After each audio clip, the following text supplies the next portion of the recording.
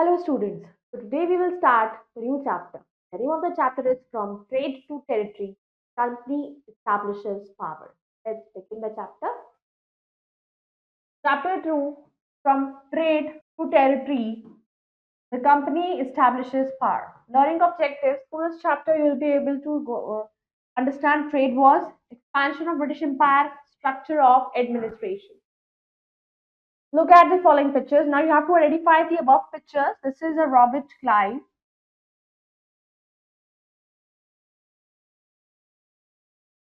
This is Adam Smith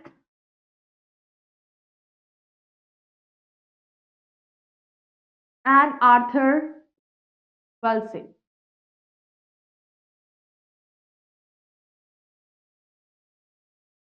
So how did these personalities expand the British power in India? कि इन personalities ने British की power को India में कैसे बढ़ावा दिया, कैसे बढ़ाया? That you have to find out and write it over here.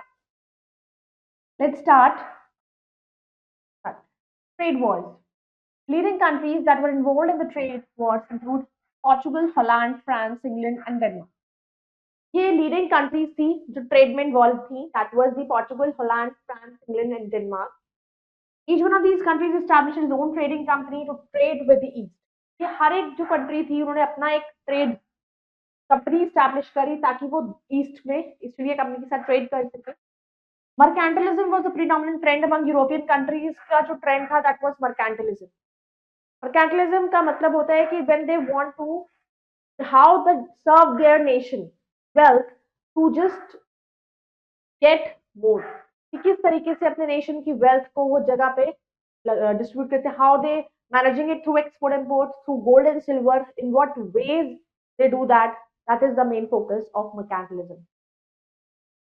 Years after 1500 witnessed a scramble for power among different West European nations for the capture of various territories throughout the world, to establish their colonies and eventually turn them into market with huge prospects of revenue generation. तो 1500 के बाद there was a like एकदम से scramble हुआ of power अलग अलग waste European Nations के बीच कि वो कैसे कैप्चर करेंगे टेरिटरीज को, वर्ल्ड की टेरिटरीज को कैसे कैप्चर करेंगे. उनमें एक काइंड ऑफ पावर जनरेट हुई. तो वो स्टैब्लिश करना चाहते थे अपनी कॉलोनीज को, और उन कॉलोनीज को स्टैब्लिश करके वो क्या बनाना चाहते थे, मार्केट. तो it was for this very purpose that Portuguese, British, Dutch and French वो इंडिया में आए. उनका ये पर्पस था.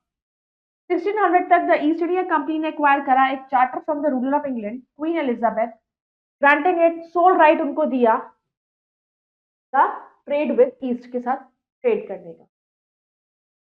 Taking cue from Vasco da Gama, the Portuguese traders वो कहाँ पहुंचे, Malabar coast in south India. Cochin, Goa, Daman and Diu वो कुछ प्लेसेस थी जहां पर उन्होंने एस्टैब्लिश करा settlement. Portuguese were able to establish their hold initially, अपना होल्ड एस्टैब्लिश कर पाए. सब्सिक्वेंटली हाउएवर बहुत से इंडियन पोजेशंस थे वो किसने लिए, डच ने, ब्रिटिश ने, एंड सून फ्रेंच ट्रेडर्स भी आ गए. ब्रिटिश जो इंग्लिश ईस्ट इंडिया कंपनी थी उनको ग्रांट करी गई monopoly of trade with the east by the queen Elizabeth के साथ ही ट्रेड करना है. लेकिन subsequently during the rain of the Stuart kingdom king James one in England, तो सर थॉमस रॉय थे, he undertook a trip to India as his envoy and obtained from the Mughal emperor Jahangir right to trade and establish factory. तो उनके साथ meeting करी, उनसे मिले कि वहां पर वो अपना फैक्ट्रीज को एस्टैब्लिश कर सके, ट्रेड कर सके उनके साथ, मुगल एम्पायर के साथ. देन एट सूरत में, अहमदाबाद और भरूच में. 1639 में फोर्ट सेंट जॉर्ज ने बनाया at Madras, present day Chennai. 1668 में किंग चार्ल्स सेकंड थे इंग्लैंड के, that got the city of Bombay as dowry में मिली, following his marriage to the Portuguese princess. शादी करने के बाद कैथरीन हेरिटा ऑफ ब्रिगेंजा. 1790 में ब्रिटिश ने फोर्ट बिल्ड किया, फोर्ट विलियम इन कैलकटा. उन्होंने ट्रेड करी कॉटन, टी, इंडिगो और सॉल्ट. फिर 1717 में मुगल एम्परर फारूक सियार ने ग्रांट करा ब्रिटिश को the right to trade in Bengal में, बिहार में, उड़ीसा में, on the condition of making एक टोकन पेमेंट ऑफ जस्ट ₹30,000. एक टोकन पेमेंट उन्हें करनी पड़ेगी तभी वो ट्रेड कर पाएंगे पर एनम, पूरे साल की. Soon English East India Company ने मैनेज करा कि over most of the Portuguese और डच एस्टैब्लिशमेंट्स जितने भी थे डच पोर्टुगीज सब पे उन्होंने उनको एस्टैब्लिश मैनेज कर लिया, उनको जीत लिया। However, they faced stiff resistance from the French के साथ उनका नहीं बन पाया, थोड़ा सा उनको कवर करना, उनको कॉन्कर करना थोड़ा डिफिकल्ट था। Conquest of Bengal by the middle of 17th century के तक जो इंग्लिश ईस्ट इंडिया कंपनी थी उसने सेटअप करे कुछ फैक्ट्रीज बंगाल में। 1698 में ब्रिटिश ने एक्वायर करा from Sabarna Roy Chowdhury family of Barisha 3 villages को वहां से लिया, नेमली सुतानटी, गोविंदापुर और कालिका। ये 3 विलेजेस थे जो लेटर डेवलप्ड हुए कलिकटा में। कंपनी ऑफिशियल जॉब चरनॉक, जिसको हम बोलते फाउंडर ऑफ कोलकाता, वो इंस्ट्रूमेंटल था in the purchase of these villages. अब ब्रिटिश ने कंस्ट्रक्ट करे फोर्ट विलियम ताकि वो सेफगार्ड कर सके सेटलमेंट। जब उन्होंने फोर्टिफिकेशंस को अपना बढ़ा दिया, एक्सपैंड कर दिया, फिर उन्होंने क्या करना शुरू करा, मिसयूज करे ट्रेडिंग राइट का मिसयूज। नवाब जो थे बंगाल के Sirajuddaula expelled them from Calcutta, उन्होंने कैलकाटा से उन्हें एक्सपेल कर। However under the able generalship of Robert Clive, तो कंपनी ने मैनेज करा to win over important members. पर कैसे विन करना, सिराज कोट जैसे कि Mir Jafar commander in chief, Jagat Seth banker थे and Omi Chand rich merchant. तो शॉर्टली आफ्टरवर्ड सिराजुद्दौला को हरा दिया गया और ब्रिटिशर्स ने उनको मार दिया बैटल ऑफ प्लासी में 1707। It was one of the most significant events था Indian history. This is Robert Clive meeting Mir Jafar after the Battle of Plassey. बहुत सारे रीजंस थे सिराजुद्दौला की डिफीट के। He was betrayed by his own officers and merchants such as Mir Zafar और जगत सिंह। जगत ये उनके अपने ही मिनिस्टर्स थे जिन्होंने उनके साथ खेल खेला, या उनके साथ होने के बाद भी उनके साथ वो नहीं थे, they were just hiding the truth. और उन्होंने इस तरीके से सिचुएशन बनाई ब्रिटिशर्स के साथ मिलके। अब ब्रिटिश ने सुपीरियर नेवल पावर थी उनके पास, सिराजुद्दौला इनएक्सपीरियंस भी थे और थोड़े यंग थे, तो उन्होंने कोई अटेम्प्ट नहीं किया सपोर्ट लेने का कि वो फ्रेंच से सपोर्ट ले। तो battle of Plassey paved the way for British conquest of Bengal and eventually the whole of India. तो बैटल ऑफ प्लासे उनके लिए एक बहुत बड़ा सोर्स बनी, बंगाल पर कब्जा भी करा और बंगाल के साथ साथ पूरी इंडिया में। तो मीर जफर जो थे वो new puppet Nawab installed by the Britishers के, एक पपेट थे, जैसा वो चलाते थे वैसा चलते थे। He granted the East India Company the right to collect revenue from 24 paraganas in Bengal along with the right to free trade. अब बैटल ऑफ बक्सर, मीर कसीम जो सन इन लॉ थे मीर जफर के सन इन लॉ मीर कसीम थे, उन्होंने बनाया new nawab by the East India Company as later fail to meet the company's demands. तो उनको बनाया गया था, he was made the new nawab. किसने बनाया था, ईस्ट इंडिया कंपनी ने, लेकिन वो फेल हो गए, उनकी डिमांड्स को पूरी नहीं कर पाए। फिर नए नवाब हाउएवर जो है became unpopular with the British because of the measures he under. फिर जो न्यू नवाब थे उनके मेजर्स के अकॉर्डिंग वो जैसा उन्होंने बताया वैसा कुछ सब नहीं करा, तो वो भी अनपॉपुलर हुए। Fact file, the following measures by Mir Qasim made him unpopular. क्या कारण थे, मॉडर्नाइजेशन ऑफ आर्मी को मॉडर्नाइज करना, अटेम्प्ट टू इंप्रूव फिनेंसेस कैसे बढ़ाए जाए बंगाल के, attempt to check misuse trade privileges of the British का मिसयूज कैसे और कहाँ हो रहा है वो देखना, और एबॉलिशन टैक्सेस को, इंटरनल ट्रेड में टैक्सेस हटाना। ये सारी चीजें थी जो उनको अनपॉपुलैरिटी की तरफ ले गई, उन्होंने इनमें से कुछ नहीं किया। Mir Qasim forge an alliance with Mughal emperor के साथ, Shah Alam second and the nawab of Awadh Sirajuddaula. तो उनकी जो कंबाइंड फोर्सेस थी वो ब्रिटिश से लड़ी बक्सर पर इन अक्टूबर 1704 में।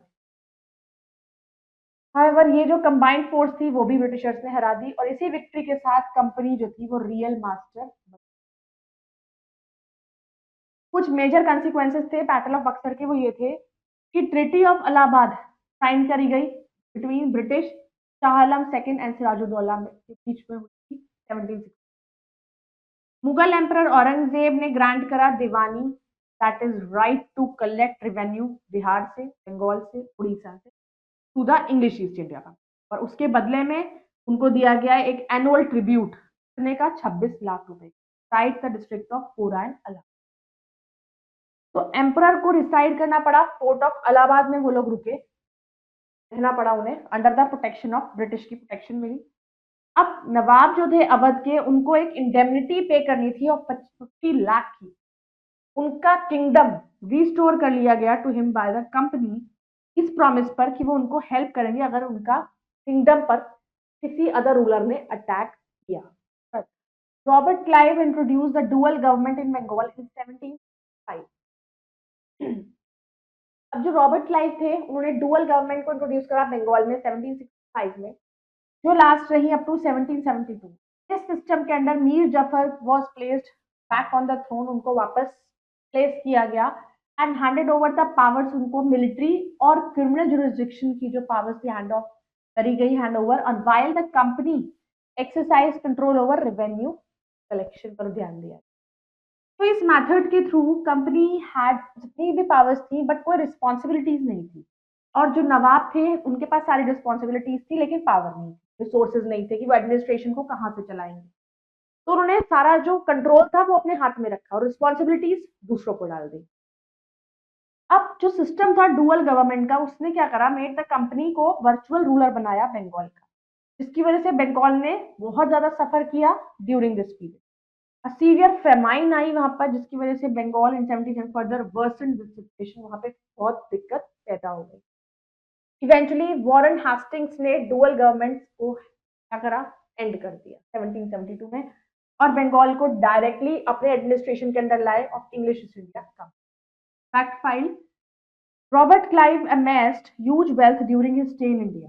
A parliamentary inquiry was initiated against him on charges of corruption after he returned to England. उनके पास इतनी ज्यादा पैसा निकला, इतनी वेल्थ थी, फिर उनके ऊपर एक इंक्वायरी बैठी, सारा उनके बारे में पता लगाया गया कि इनिशिएट अगेंस्ट हिम कि चार्जेस कि वो बहुत ज्यादा करप्शन के थ्रू ही पैसा इतना आया, उन्हें करप्ट है वो, जब वो इंग्लैंड वापस आए 1770। अब चार्ज जो था उन पर वो रिजेक्ट कर दिया गया, लेकिन क्लाइव डिप्रेस हो गए और उन्होंने सुसाइड कमिट करी। एक्सपेंशन ऑफ ब्रिटिश एम्पायर का एक्सपेंशन कैसे हुआ, कैसे बढ़ता चला। हैविंग अचीव्ड फुल कंट्रोल, विच प्रोविंस पर फुल, विच प्रोविंस जो थी टाइम पे बंगाल, उस पर पूरा कंट्रोल उनका हो गया ब्रिटिशर्स का। फिर ईईआईसी ने embarked upon policy of expansion of its territorial possessions in India through Wars और अलायंसेस के थ्रू। उन्होंने कैसे करा, एनेक्सेशन थ्रू सब्सिडरी अलायंस। तो एनेक्सेशन थ्रू सब्सिडरी अलायंस का मतलब था कि ब्रिटिशर्स ने कैसा रूल बनाया कि जैसे कि इंडियंस को ट्रिटी उन्होंने करी कि वो प्रोटेक्शन उनको प्रोवाइड कराएंगे, लेकिन प्रोटेक्शन के बदले उनसे सब्सिडी लेते थे। तो उनका मेन मोटिव ये था कि जितना ज्यादा वो ऐसे एरियाज थे जो की एरियाज थे वहां पर अपने ही मेंबर्स को रखते थे, इंडियंस को बस इस तरीके से विश्वास दिलाते थे कि we are going to give you the protection from the outsiders, तो और उसके बदले में उनसे सब्सिडीज लेते थे। तो doctrine of subsidy alliance was introduced by Marcus Wellesley, जो गवर्नर जनरल थे इंडिया के फ्रॉम 1798 से। तो पर्पस उनका ये था कि कंट्रोल गेन करना लार्ज ट्रैक्ट्स ऑफ इंडिया में without carrying out direct war ना करके धीरे धीरे पूरी कंट्री पर कब्जा करना।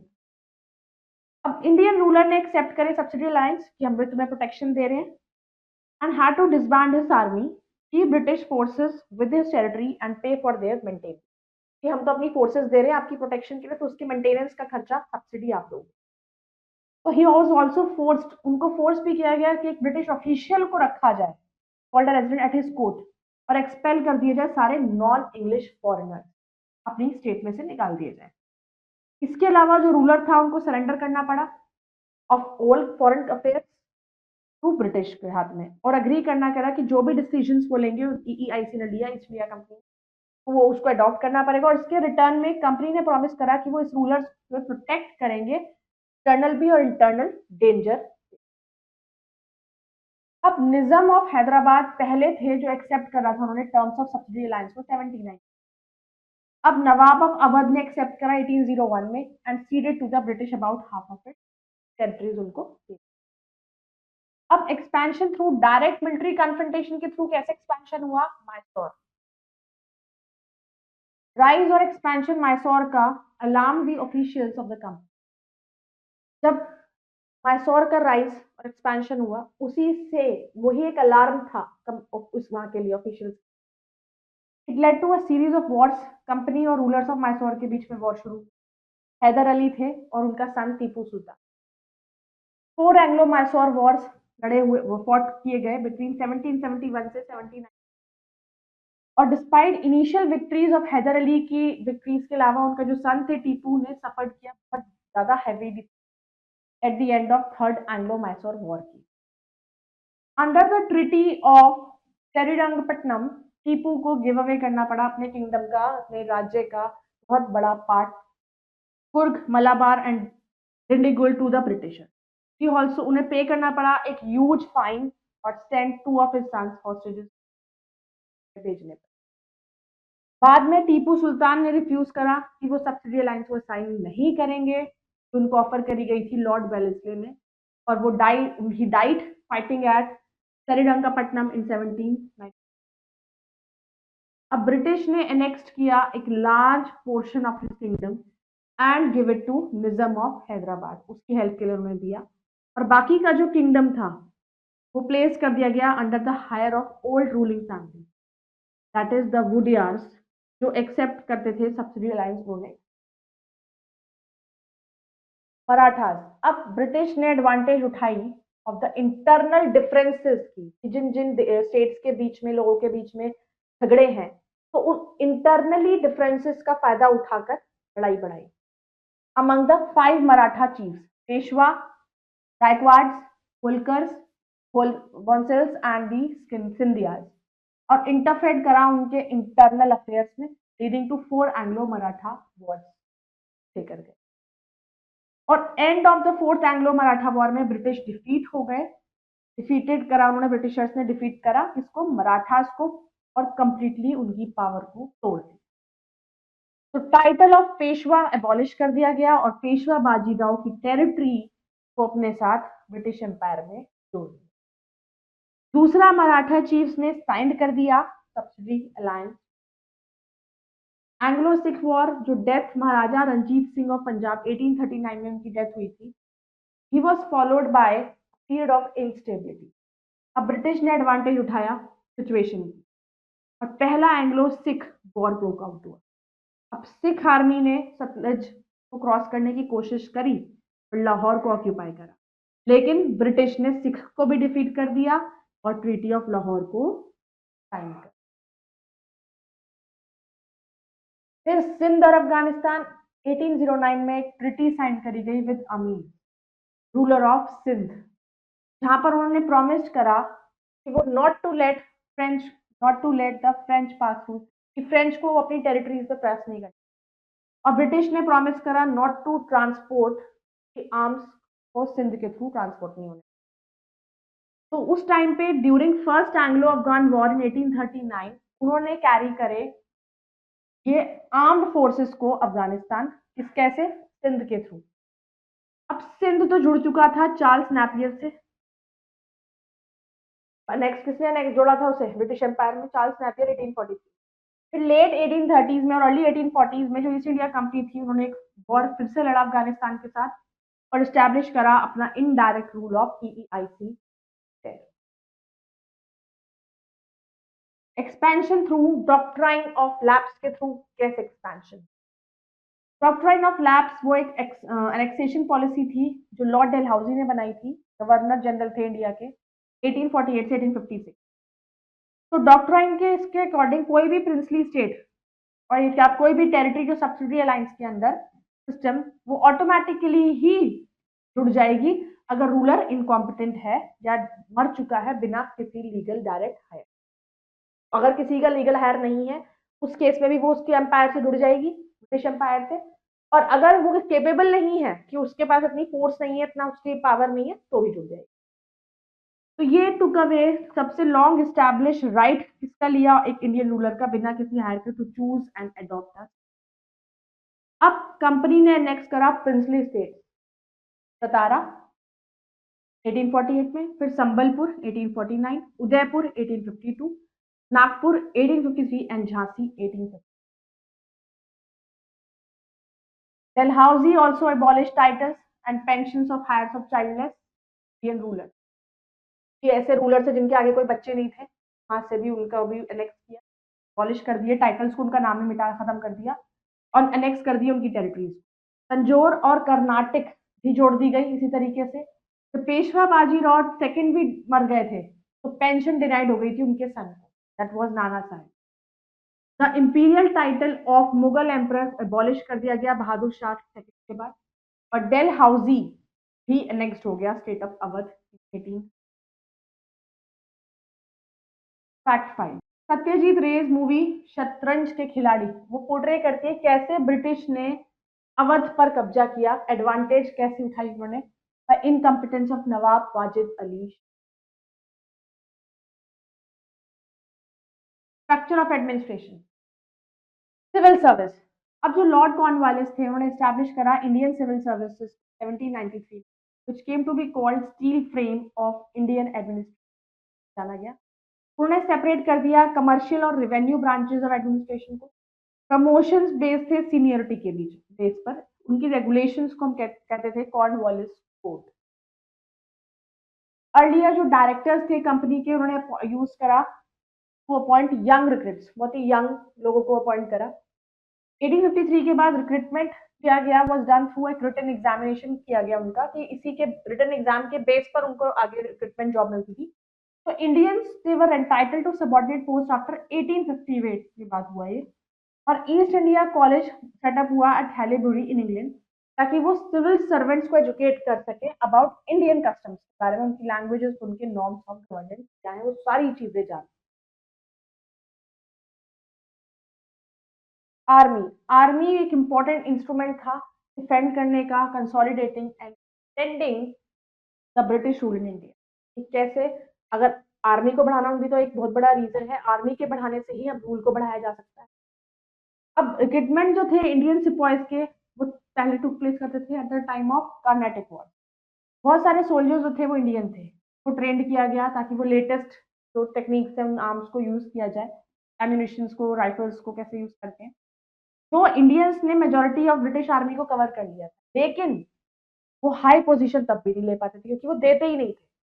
In fact Indian soldier could not rise beyond level of सूबेदार से ऊपर उनको कोई पोस्ट वो देने ही नहीं देते थे। वो इतने टैलेंटेड होते थे but still they do not allow them to get high post, उन्हें सिर्फ सूबेदार तक रखते थे। फिर आ गई पुलिस। अब लॉर्ड कॉर्नवालिस ने ऑर्गेनाइज करा एक रेगुलर पुलिस फोर्स। उसका फंक्शन था लॉ एंड ऑर्डर को मेंटेन करना और असिस्ट करना डिस्ट्रिक्ट मजिस्ट्रेट को कि अपनी ड्यूटीज को कैरी करें। अब डिस्ट्रिक्ट ऑर्गेनाइज करी गई थी इन थानाज में अंडर चार्ज ऑफ दरोगा का चार्जेस होते हैं, थाने में दरोगा जो भी होते थे। तो विलेजेस और सिटीज के चौकीदार होते थे, कोतवाल्स होते थे, और हायर पोस्ट रिजर्व हुई ओनली ब्रिटिश के, मतलब सब जगह पे जो हायर पोस्ट होती थी वो ब्रिटिशर्स के लिए होती थी। फिर judicial organisation, judicial system India में कोई यूनिफॉर्म कोड नहीं था उनका law prior to one introduce by the British. 1793 में कॉर्नवालिस कोड इंट्रोड्यूस किया गया जिसके अंदर सिविल, क्रिमिनल और commercial cases decides those pertaining to land revenue और पुलिस सिस्टम को कवर करें। वॉरेन हेस्टिंग और कॉर्नवालिस ने एक सिविल और क्रिमिनल कोड बनाया डिस्ट्रिक्ट लेवल पर। इंडियन लॉज कॉडिफाइड हुए 1833 में बाय द लॉ कमीशन। तो इससे क्या हुआ, introduction of concept of rule of law, according to जिसके अकॉर्डिंग लॉ सेम था, चाहे वो कोई भी पोजीशन हो, कोई भी कास्ट हो, रिलीजन हो, इकोनॉमिक स्टेटस हो, उनका लॉ सबके लिए सेम था। हाउएवर खाली यूरोपियंस के लिए स्पेशल कोर्ट्स और बनाए गए and were tried by British जजेस, जजेस जो थे वो ब्रिटिशर्स थे। फिर सुप्रीम कोर्ट एस्टैब्लिश हुए 1774 में कैलकाटा, तो कोलकाता बुलाते हैं, अंडर रेगुलेटिंग एक्ट ऑफ 17। एक ग्रेडेड सिस्टम ऑफ कोर्ट का इवॉल्व हुआ over a period of time ताकि वो डिस्पेंस कर सके जस्टिस। तो ग्रेजुअली हाई कोर्ट बने बॉम्बे पे, जो अब मुंबई है, Calcutta, Madras, now Chennai.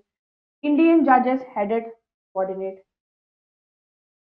Philosophy, mercantile is a business enterprise that makes profit, जैसे चीप सस्ते चीजों को खरीद के और उनको हाई प्राइस पर बेचना, दैट इज मर्केंटाइल। रिवानी, right to collect revenue. Indemnities an amount of money जो एक कंपनसेशन दी जाती थी। एक्सपेल फोर्स समवन कि वो कंट्री को छोड़कर चला जाए, उसको एक्सपेल करना, एक तरीके से निकालना, बट उसको जबरदस्ती निकालना. Sedate is given land or control of something to other, and ammunition is a supply of bullets की. Quick review: mercantilism was predominant trend था among European nations. बहुत से यूरोपियन नेशंस जो है वो कॉम्पिटिटर्स बने एक दूसरे के कॉलोनीज बनाने में, न्यूली डिस्कवर्ड नेशंस, ताकि वो चीप रॉ मटेरियल्स और स्ट्रेंथन कर फॉरेन ट्रेड. इंडिया अपनी स्पाइसेस की वजह से, रॉ मटेरियल के अबंडेंस की वजह से यूरोपियन नेशंस का हब बना, कि वहां पर मसाले बीमार थे, अबंडेंस रिसोर्सेज इंडिया में बहुत ज्यादा थे. ब्रिटिश, डच, फ्रेंच, पोर्टुगीज सब लोग इंडिया में ट्रेड करने आए और वहीं पर उन्होंने अपनी टेरिटरी सेटल करी और यहीं पर रूल करना. अब टाइम के साथ जब प्रोग्रेस हुआ तो ब्रिटिश ने सारे यूरोपियन फ्रॉम इंडिया को क्या कर दिया, हरा दिया, डिफीट कर दिया, और उन्होंने अपनी मोनोपोली कर ली, इंडियन एडमिनिस्ट्रेशन का रूलर बन गए.